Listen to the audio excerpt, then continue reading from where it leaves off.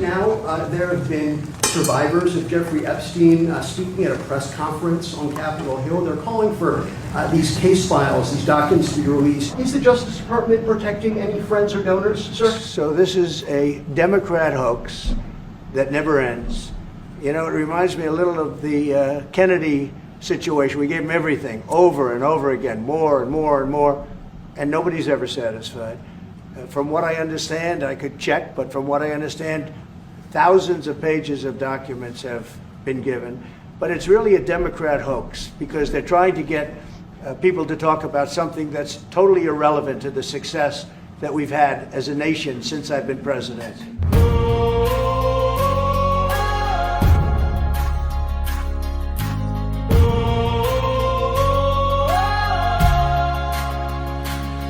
We rolled the rally lights into 24. Released the list was written on our doors. We swore the cuffs would fit the... About the Epstein case, I have worked on this for years, trying to get those records of who flew on Epstein's plane and who helped him build this international human trafficking, sex trafficking ring. Now, and I know that breaking up these trafficking rings is important to President Trump. So will you work with me on this issue so we know who worked with Jeffrey Epstein in building these sex trafficking rings?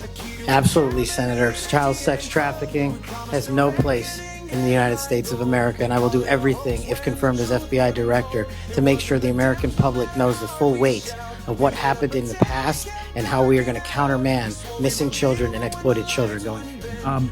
That Jeffrey Epstein story is a big deal. Please do not let that story go. Keep your eye on this. Catherine Rumler, we need to keep the heat on this case, folks. There are a lot of people who are knee-deep in the Washington swamp who are not telling you the truth about serious allegations out there that Epstein may have had video and audio of people out there doing things they shouldn't have been doing. And you should be asking yourself the question, how is it that all these people, the CIA director, the Obama fixer, Bill Clinton, all intersected paths with Jeffrey Epstein? Jeffrey Epstein isn't with us anymore, and nobody seems to want to talk about it, outside of a few entrepreneurial media outlets saying, hey, this is a big deal.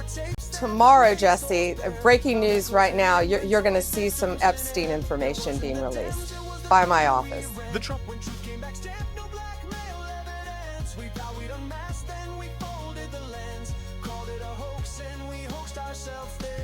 Everybody in politics has a vice that's much worse than alcoholism, is the way that I put it. But we release the list. Seriously, we need to release the Epstein list. That is an important thing. This is way off the topic, but who has Jeffrey Epstein's Black Book? Black Book? FBI. But who? That is that. I mean, there's. Oh, that's under direct control of the director of the FBI. There's a lot of intrigue surrounding the release of the Epstein files, Martin Luther King files, John F. Kennedy files.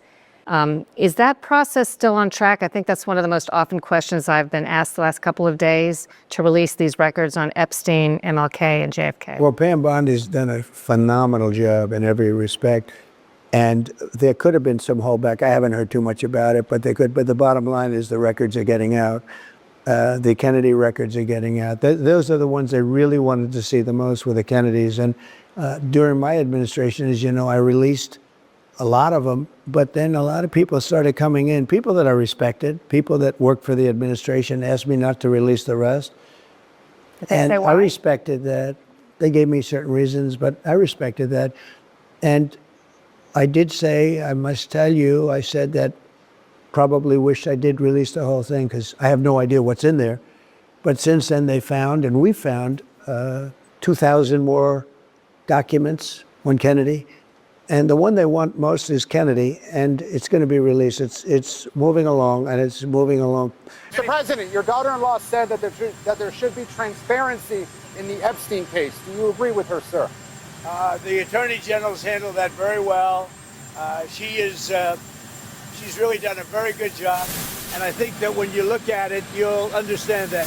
I would like to see that also, but I think the Attorney General, the credibility is very important, and you want credible evidence for something like that, And I think the Attorney General has handled it very well. How many more The Attorney General briefed you on the DOJ and FBI review, the findings of that review. The Attorney General briefed you on On that. what? On the DOJ and FBI on what? review. On what subject? Epstein. On Okay. Epstein, of the review of the files. Attorney General Pam Bondi. A very quick briefing. Did she tell you, what did she tell you about the review? And specifically, did she tell you at all that your name appeared in the file? No, she's given us just a very quick briefing, and in terms of the credibility of the different things that they've seen.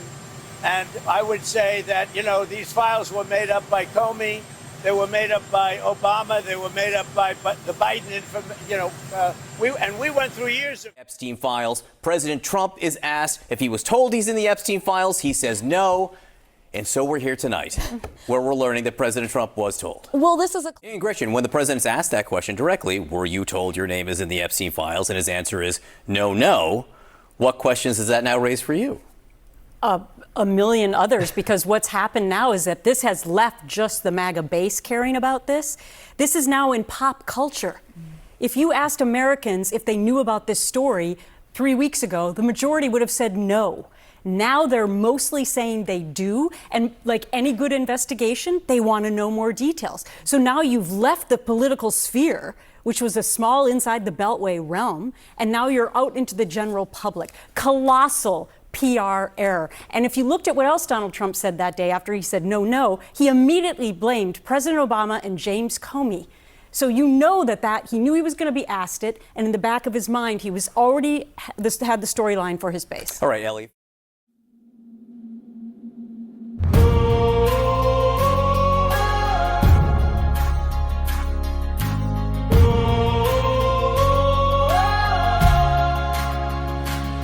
We rolled the rally lights into 24. Released the list was written on our doors. We swore the cuffs would fit the other side. Said drain the swamp and promised nothing hides. We made the rumor glow like fireflies in jars. Turned whispers into wanted poster stars. We waved the binders like a holy text. Then came the oath, then came the next. Transparency we thundered, fists to the sky. But truth don't bend just cause a crowd says try. When the cameras spin and the chance run thin, you either show the receipts or you spin. It wasn't the Dems, it was the story we sold. A key to a cabinet, empty and cold. We promised a reckoning, headline gold. Then called it a hoax when the truth wouldn't hold. It wasn't the Dems, no matter how hard we shout. We lit up a tale, we kept darking out. We swore we'd reveal, but when the lights wouldn't bend, we told them move on and we moved on again.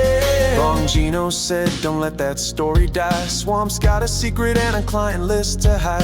The deputy's badge and a long hard read. He said Epstein chose that cell, not a creed. Backlash poured like gasoline rain. The base called him traitor for changing the frame. Bondi in July, a 1-minute skip. Old camera, she said, conspiracy grip. We love the missing minute more than the day, cause silence is louder when it hums our way. We wanted a villain we could underline, but the paper came up mostly dry. It wasn't the Dems, it was the promises pressed. List on my desk, then you misunderstood the desk. We swore there were tapes that would lay souls bare. Found echoes in inventories, victims in air. It wasn't the Dems, it was the thunder we rent. When truth came back stamped, no blackmail evidence. We thought we'd unmasked, then we folded the lens. Called it a hoax and we hoaxed ourselves then.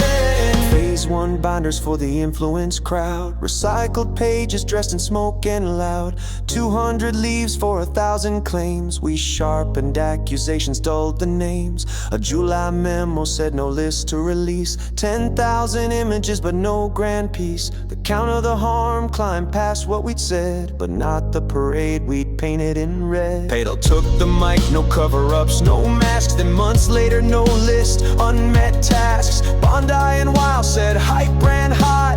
Blamed the Bureau for the files we sought. Boss took the stage, move on from this. True social thunder, Democrat myth. We echoed the echo until it went flat. Posted a curtain, found only the slat. JD swore in 24 release it we must. Then the oath turned the volume down to dust. Not shielding a thing, he said on the air, while the promise and the paper wouldn't pair. Connor and Massey said open the vault. We called it a trap, we called it their fault. We asked for the mirror, turned out the end. Saw a chance in our throats and not in our friends. We wanted a list to rewrite the night, a ledger to etch our enemies right. But the names we feared weren't carved in stone, just fragments, shadows, sorrow and bones. It wasn't the Dems, it was the echo we fed, a drum we demanded while facts shook their head. We promised the truth like a prize we'd send, then labeled it hoax when it wouldn't pretend. It wasn't the Dems, it was us on the mic, selling the storm that never would strike. We built up a reckoning, swore it would end, then told our own crowd, stand down my friends. So here's our confession under flickering lens. We chased a mirage to the far off end. We crowned an illusion, then cut off its stems. It wasn't the Dems,